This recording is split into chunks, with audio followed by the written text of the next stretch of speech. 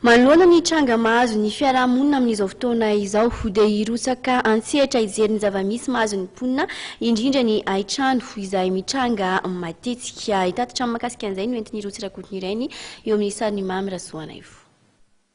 Raha ny zava-misy amin'izao fotoana izao mahakasika indrindra ny aitrano miseho eto sy eroa dia nandray andraikitra ny taleparitry ny mponina eto amin'ny faritra Analamanga. Azo atao tsara ny manamboatra trano vita avy amin'ny biriky hoy ny tenany mba hisorohana indrindra ireny aitrano indrindra fa ireo trano vita avy amin'ny hazo ireny.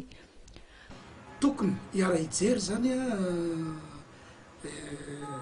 zahay sy ny fokotany hoe satria matetika ny olana dia le tany hoe ahoana moa no ahafahana manao fanorenana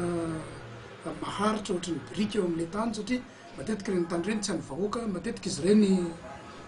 hofaina dia tokony hojerevana zany izay vahaolana izay satria tena hitanao mijaly tena mijaly mihitsy ireo vahoaka ireo. Voalohany indrindra izy tsy suira mihitsy zany izy amin'ilay hoaviny eo amin'io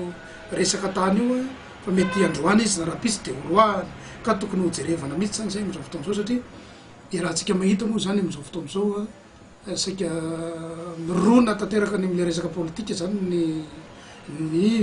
tompon'andraikitra rehetrarehetra dia adino tanteraka izay vahoaka izay ka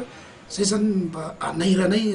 an'ireo tompon'andraikitra ambony ireo hoe tokony hojerevana ireo vahoaka ireo. Manoloana izao zava-mitranga matetika izao indrindra dia efa misy moa ankehitriny ny fiaraha-miasa eny anivon'ny ministeran'ny mponina sy ny ministeran'ny fanajariana ny tany ary ny fanapahem-pahefana entina hanampiana indrindra ireo mponina amin'ny sehatra ara-dalàna.